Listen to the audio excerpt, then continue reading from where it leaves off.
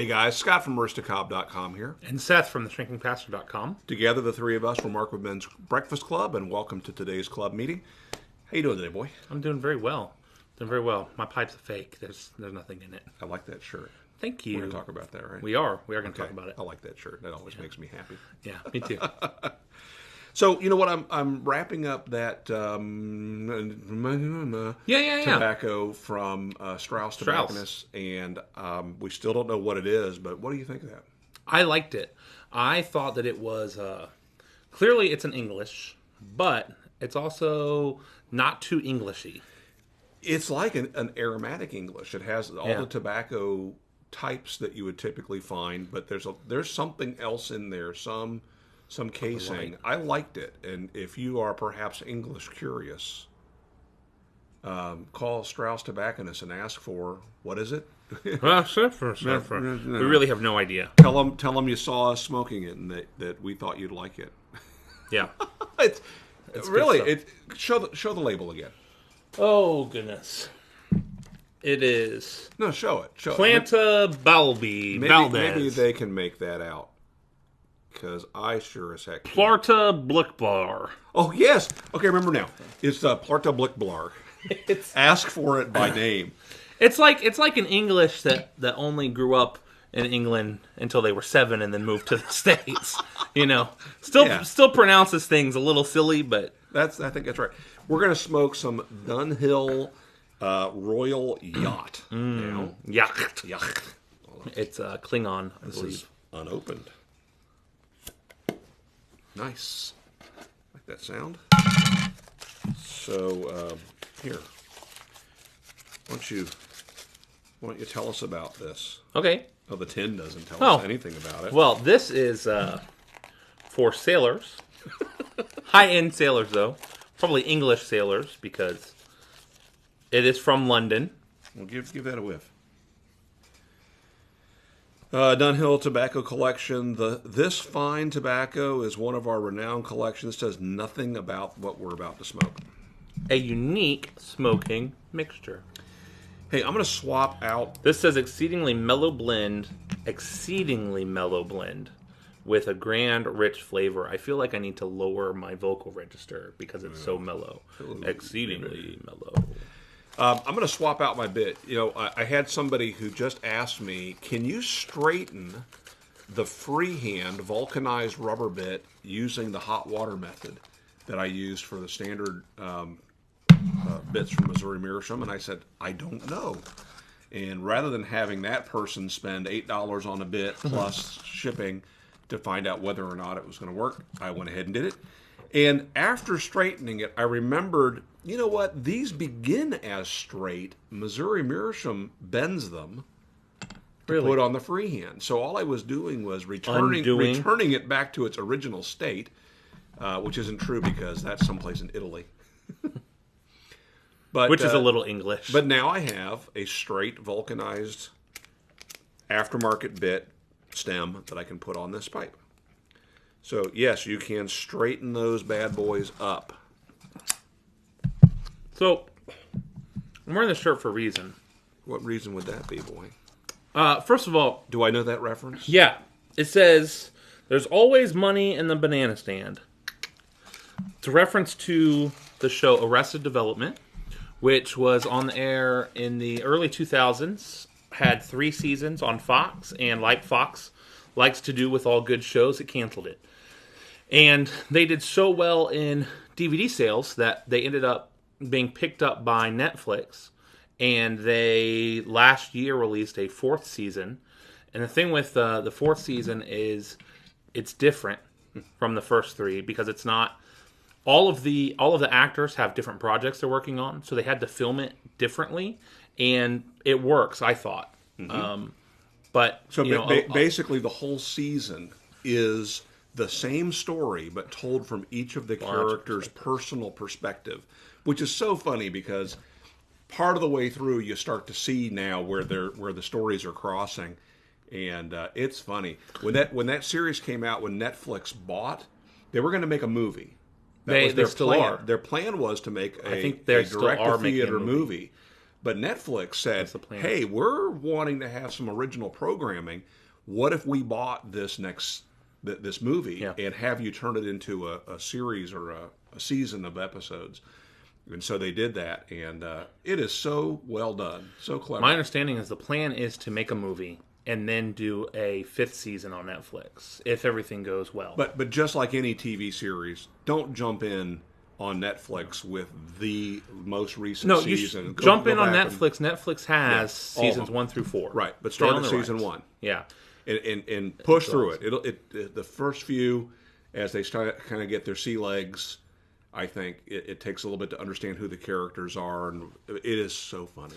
If you like goofy comedies, if you like comedies that make you kind of think on a different level, like when Seinfeld first came out, the big deal was it being a show about nothing, nobody's going to understand it, but it was a hit, and because it's hilarious.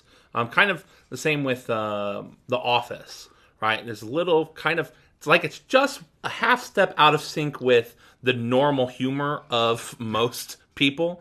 And if you can almost British humor, almost. If you can get into that sync, it is so funny, and it's one of the most clever shows I have ever seen. There's no laugh track, right, which is actually quite unpopular in the U.S. Most comedy sitcoms have laugh tracks. And it's filmed almost like a documentary in a way. Yeah, they do the single camera, somewhat like The Office is done. Mm-hmm. You know what always impressed me about not only the show Seinfeld but the person Jerry Seinfeld was he knew that he's secure enough in his own stardom that he didn't have to be in every scene. He doesn't have to be the star of every scene. He doesn't have to be the one to get every laugh. Right. In fact, and that's on a Reddit Ask Me Anything recently, someone pointed out that Seinfeld is the straight man in the show. Yeah. Oh yeah. In fact, so he gives up the laughs for everybody else, and that's one of the reasons why it works so well. And he even commented when someone brought this up. He commented and said, "Not many people understand that. Not many people understand that, but that's why it works so well." Is because we were able to collaborate, but then I was happy to let them have all of the laughs and be the straight guy. That's also why an episode that is 100% Jerry or 100% even Kramer, who most people find very funny, it wouldn't work. Yeah. So the straight man in Arrested Development, really the glue that holds all the stories together is Michael Bluth, played by Jason Bateman.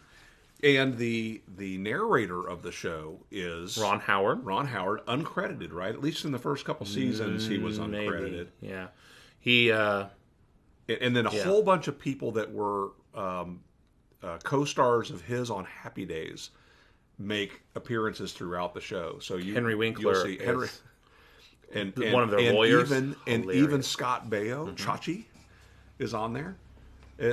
I'm sorry, which one was Rob Loblaw? That was Scott Baio. That's Scott Baio. Rob Loblaw. It's there are, once you watch it, if you can get into it, watch it once and then go back and watch it all over again, because it is one of the most intricate shows I have ever seen. Going on. There are jokes that play and weave so deeply between back-to-back episodes, but then seasons, where they'll reference something real small. They won't draw any attention to the reference, but if you've paid enough attention, or if you've watched the whole show for the 5th time, you'll pick up on it, and it's hysterical. New layers. So, like the cornballer. Oh yeah, yeah. And I will tell you one thing that I didn't quite pick up immediately, and that is the show always ends with on the next episode, and they tell you what's going to happen in the next episode. It never happens. It happens once, I think. Does it? Yeah. We've told you so much about it without telling you anything about it. Basic premise: a wealthy family. The patriarch, the father, is thrown into jail for at the beginning money laundering, and that also gets deeper. And so his son has to take over the family, but take over the business, business, and then become the leader of the family. But his sister, her husband, his brother and his mom, they're just idiots. They're all dysfunctional. It's so dysfunctional. And so it's... And Jason Bateman breaks the fourth wall quite a bit. He'll look at the camera, which Yeah. you don't see often again. And Does he? yeah, he does. There are times where he will break the fourth wall.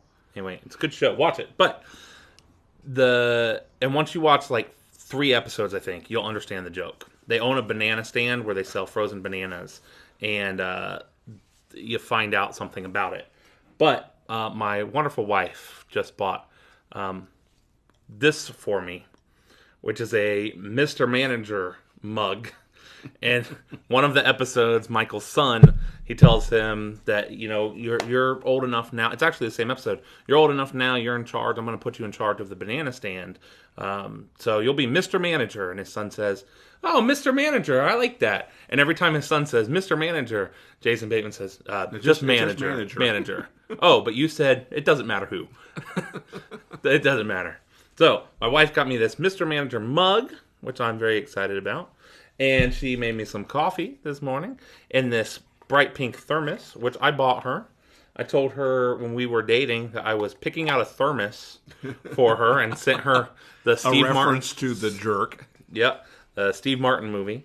And bought her a thermos, gave this to her. It had a mug, had some other stuff attached, a poorly colored picture of a unicorn.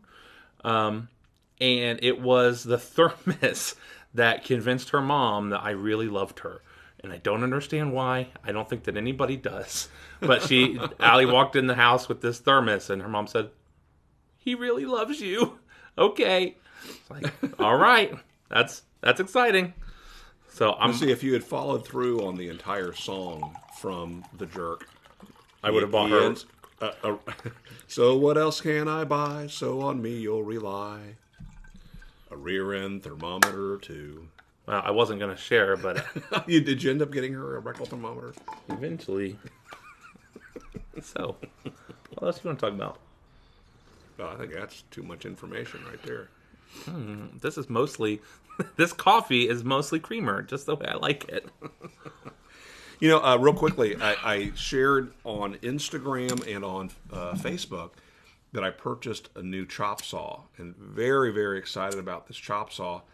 And I wanted to get a stand for it. I bought a saw from Bosch, and it's fantastic. And I'll eventually do a video over at the probably Mr. Tool Hunter YouTube channel, show this the saw, the stand, and so on. But I bought the saw, directly from a reseller.